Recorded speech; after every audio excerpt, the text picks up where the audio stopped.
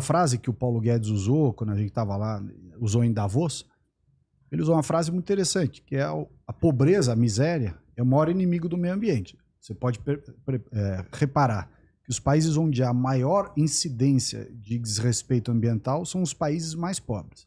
Dentro dos países, as regiões mais pobres, as cidades mais pobres e os bairros mais pobres. Por quê? Uma razão simples.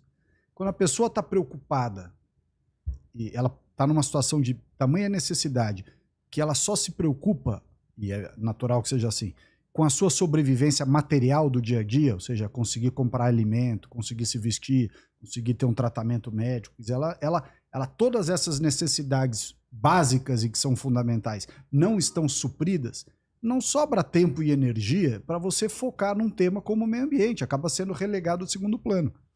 Então, quando você nega o desenvolvimento econômico absoluto por uma determinada região, aqui as pessoas fazem um raciocínio meio binomial que está errado. Ou libera tudo e aí acaba com tudo, ou proíbe tudo como uma forma de preservação. Não é nem uma coisa nem outra. Você nem proíbe tudo como uma visão absurda, meio tratar o mundo como um grande Jurassic Park, assim, ninguém pode fazer nada. Isso é irrealista. As pessoas moram no planeta, moram na Amazônia, moram no sertão, moram no Cerrado. As pessoas precisam de atividade econômica justamente para ter acesso a alimento, à saúde, à educação e tudo mais. Então, você criar formas de haver desenvolvimento econômico para que a pessoa possa prosperar e ter com isso espaço para que ela também entenda a importância da questão ambiental, você equilibra as coisas. Você equilibra. E aí é onde a esquerda erra. Porque a esquerda muitas vezes tem essa visão binomial. Não, se permitir fazer, vai acabar com tudo. Então a solução é não deixar fazer nada. A hora que você não deixa fazer nada, o sujeito fica na miséria, e aí o que ele faz para sobreviver? Qualquer coisa. O que tiver disponível. Concordo. Então. Porque eles acham que é difícil chegar a uma conscientização sem ser um radicalismo, né? O equilíbrio, conscientizar sem é ser muito radical, importante. Né? Exato. É claro. Você ter a preservação ambiental feita de maneira racional e inteligente e levando em consideração que o desenvolvimento econômico é parte integrante da sustentabilidade, é a fórmula. A sustentabilidade ambiental, ela não existe se você não tiver sustentabilidade econômica, social, de infraestrutura, claro, de tudo isso. É o exemplo da Amazônia, é o exemplo de qualquer lugar. Qualquer lugar. Você vai aqui na cidade de São Paulo, na periferia, entra numa favela, você vai ver lá a quantidade de lixo que está jogada no córrego que está correndo a céu aberto na porta da favela. Vai dizer que aquilo não é um problema ambiental gravíssimo? E que vai inundar quando chover, né? Por que a pessoa não está preocupada com isso? Porque, o cara chega 3 da manhã de volta do trabalho, chega em casa, não tem luz, tá faltando alimento, a esposa está desempregada, o marido está não sei como. Quer dizer, a última coisa que o cara está preocupado é se ele vai separar o lixo, reciclar, colocar no cesto para o caminhão passar no dia certo da semana. Nem passa caminhão de lixo. Então, e na Amazônia não é diferente. Você pega os caras que estão lá no meio da floresta, sem oportunidade de emprego, mas que ao mesmo tempo, aquela imagem que as pessoas tinham de que os índios da Amazônia vivem isolados e cujo objetivo deles no mundo é rezar para o Deus Sol de manhã, caçar de maneira equilibrada e à noite voltar para rezar em torno da fogueira. Não existe esses índios, mas faz 150 anos. Você vai lá na Amazônia, todos os índios têm celular, uns até têm Apple Watch, tem não sei o quê. O índio sabe muito bem o que está acontecendo. Uns querem mandar filho para a faculdade, querem se vestir bem. A turma até brinca, querem ter Hilux, né? Tal. Então, você achar que esse cara vai viver como se estivesse no período paleolítico é uma estupidez. E aí, quando você condena essa turma à pobreza porque nada pode ser feito, a primeira oferta de atividade ilegal que chega para ela fazer, que aí pode ser garimpo ilegal, pode ser cortar madeira ilegalmente, pode ser qualquer coisa. O que vier de oferta de trabalho, ele pega. Porque ele não tem alternativa. Fala pra gente uma coisa. A gente trouxe aqui o Richard, né? Rasmussen. E quando ele veio aqui, ele falou do dia que ele tava na Amazônia. E aí, o cancelamento dele veio do fato que ele gravou o Ribeirinho lá matando um boto. E, tipo, picando ele assim. E ele fazia isso porque a carne do boto servia como isca. Pra que eles pudessem pescar certos peixes e depois entupir eles de droga e transacionar de um país para o outro, lá, mandar daqui para Colômbia, da Colômbia para cá. Você tem ciência desse tipo de coisa? A Amazônia acontece de tudo. Né? A Amazônia, veja só, a Amazônia é uma região do tamanho da Europa Ocidental. Então, se na Europa, que é muito mais desenvolvida, muito mais rica, muito mais civilizada, com uma cultura de no mínimo 2, 3 mil anos de história e tal, já tem as maiores barbaridades, você imagina a Amazônia, no meio da floresta, cercada de países que são os maiores produtores de droga do planeta, né? Cheio de reserva mineral lá, que é usada para trocar por droga e por arma, que é ouro, que é pedra, que é diamante, que é isso, que é aquilo. Então, a Amazônia acontece de tudo. Por isso que essa visão que o pessoal tinha e que não se discutia até que nós entramos no governo e começamos a suscitar esse debate, que é uma visão que dizia o seguinte: vamos fazer a regularização fundiária da Amazônia, vamos dar os títulos de propriedade. A partir de agora eu sei que essa faixa de terra aqui é do Júnior. E o que tiver de coisa errada lá dentro, eu já sei quem eu vou responsabilizar. Isso é a titulação, né? Você fazer a regularização fundiária. Eu pego uma área que você já ocupa, até porque a maioria dos migrantes que foram para lá incentivados pelo governo, nos anos 60, nos anos 50, nos anos 70. Muito gaúcho, né? Gaúcho. Foram abrir fronteiras lá no que hoje é o Mato Grosso, é o sul do Pará e tal. Você chegar para essa turma e falar: olha, eu vou regularizar. Você passa a ser o proprietário da terra com uma escritura, com título. Você vai cumprir o Código Florestal, porque agora eu sei quem você é. Até então, o cara estava lá fazendo o que ele quisesse, você não tinha quem responsabilizar. Mas você falou então que tem atividade como garimpo ilegal? Não, garimpo ilegal, corte de madeira ilegal, você tem roubo de biodiversidade, esse monte de ONG estrangeira, às vezes até religiosos estrangeiros rodando pela Amazônia, com umas mochilas nas costas. O que esses caras estão fazendo aqui? Você está lá no meio do sul do Amazonas, você olha por lá, tem 3 caras falando alemão. Que cato esses caras estão fazendo aqui? Muitos estão lá pesquisando riquezas da nossa biodiversidade, atividades da nossa, elementos da nossa biodiversidade, da flora, da fauna, etc. Leva esses princípios e sintetiza este produto nos laboratórios lá da Suíça, da Alemanha, dos países escandinavos. O cara não precisa ter o laboratório farmacêutico aqui, ele só descobre o princípio e leva para fazer lá. Então, o que é isso? É roubo de biodiversidade. Quem são os maiores ladrões de biodiversidade? Os europeus. Foram ao longo da história. Hoje talvez sejam os chineses, mas foram os europeus. Os americanos também, os chineses certamente. Então, você tem... E aquele cara tá roubando de uma propriedade, né? Então, você saber quem que é o dono é importante. Aí o mundo criou uma regra, que é o Protocolo Internacional de Respeito à Biodiversidade, e tal, que o Brasil é signatário, que basicamente é para dizer o seguinte: olha, até um determinado ano, que agora eu não me lembro, quem pegou e recebeu de quem vamos dizer, tá anistiado, e daqui para frente, novos produtos, novas coisas, você vai ter que pagar um royalty, né? Por exemplo, a gente, lá no Ministério do Meio Ambiente, você tinha um banco de royalties que a Natura, por exemplo, que explora produtos, ou Boticário, ou enfim, qualquer um que use produtos da biodiversidade brasileira no seu componente, tem que registrar esse produto no SIGEM, que é o Sistema Geral de Biodiversidade e tal, e pagar uma taxa.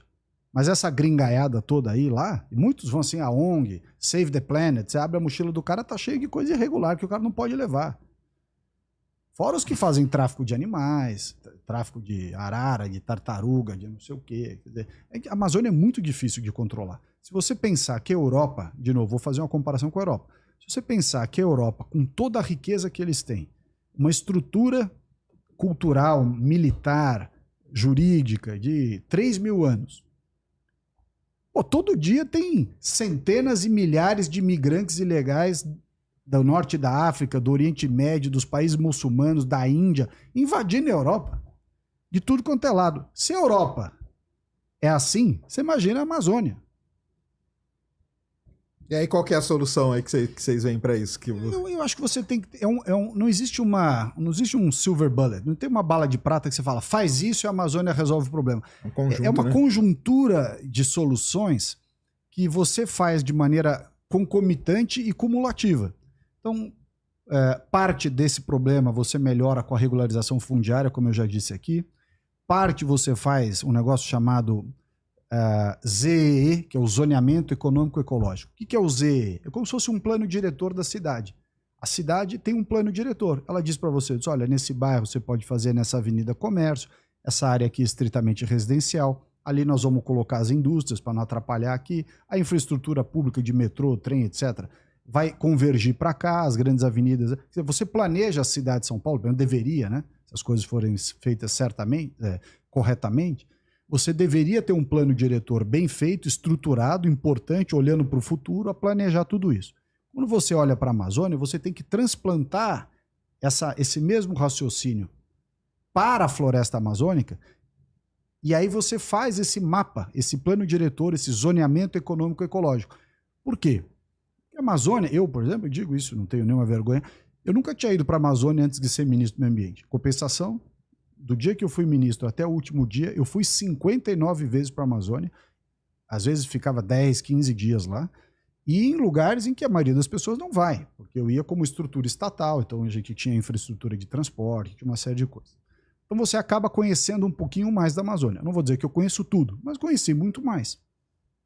E uma coisa que é importante as pessoas saberem, não existe a Amazônia, esse conceito, a Amazônia é isso, ou a Amazônia é aquilo. Não tem, não existe.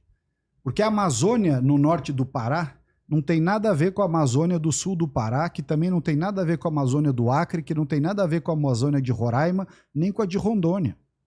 São situações completamente diferentes. Então você não pode, você não consegue ter um diagnóstico e ao mesmo tempo uma solução homogênea para a Amazônia toda. E esses caras gostam de solução simplista. Chegar e falar assim, a solução para a Amazônia é o ecoturismo. Imagina ecoturismo. Quem é que vai lá para o interior do Acre, 4 horas de avião para fazer ecoturismo? Cara, o ecoturismo é no entorno ali de Manaus, no entorno de Belém, ali no Alter do Chão, alguns lugares. Você tem lugares onde o principal ativo, para quem é da área de mineralogia aqui, o principal ativo é manganês, é minério de ferro, é diamante, que é o caso de Rondônia, é ouro, que é o caso do Pará. Então, assim, não adianta você chegar na região em que o cara chuta uma pedra e acha uma pepita de ouro e falar pro cara, não, aqui eu não vou deixar você explorar ouro, não. Aqui você vai fazer uma pousada ecológica. O cara vai fazer, meu filho, não vou fazer ecológica porra nenhuma. O cara tira centenas de milhares de reais por semana, por dia, no ouro. Você acha que ele vai fazer pousada ecológica? Não adianta você querer impor uma solução artificial desse jeito. Por isso que você tem que ter um mapa de todas as potencialidades e todos os riscos, e aí você delineia como é que você vai gerir a Amazônia.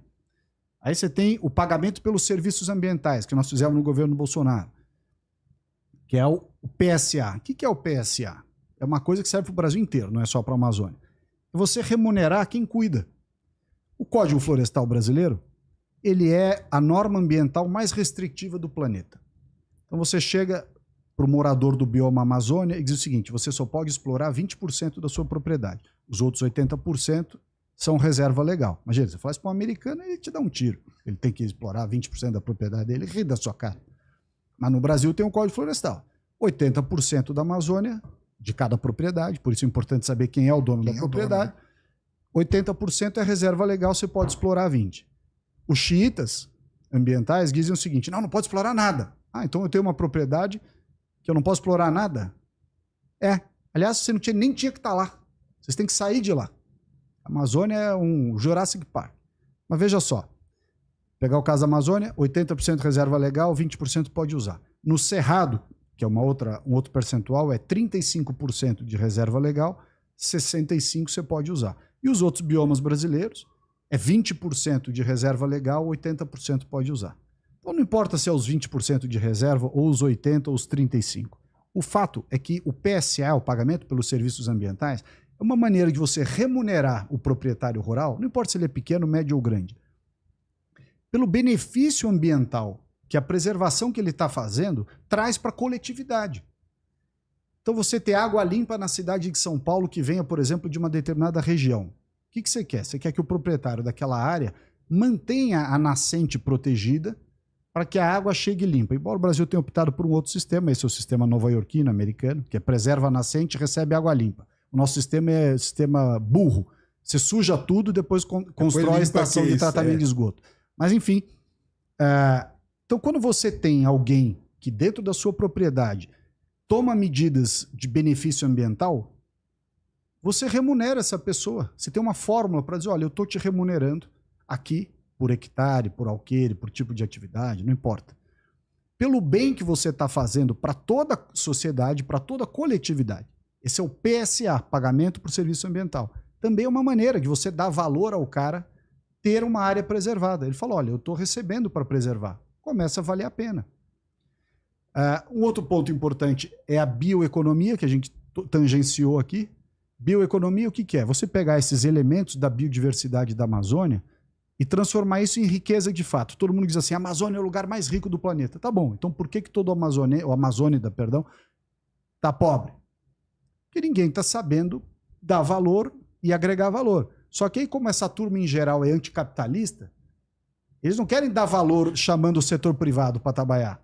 O que o Brasil tinha que fazer nessa hora? Criar um programa de incentivo muito bem feito, uma zona franca inteligente, em vez de produzir bicicleta na Amazônia, que não tem nada a ver, né? É ridículo você produzir geladeira, bicicleta, porque o centro consumidor não está lá, está no Sudeste e no Sul. Trazer tudo de lá, né? Você tira essas coisas de lá e cria dentro do polo da Zona Franca de Manaus, e pode criar outra em Belém, o que você quiser, para você ter indústria da biodiversidade. Aí você joga todo mundo para lá, joga Boticário, joga Natura, joga L'Oréal, Pfizer, AstraZeneca, tudo quanto é laboratório farmacêutico, cosmético e tudo mais, para a Amazônia. Isso sim faz sentido produzir lá. Dá para falar um pouco sobre o que a tecnologia pode agregar nesse projeto, por exemplo, de trabalhar de modo econômico, né, a região?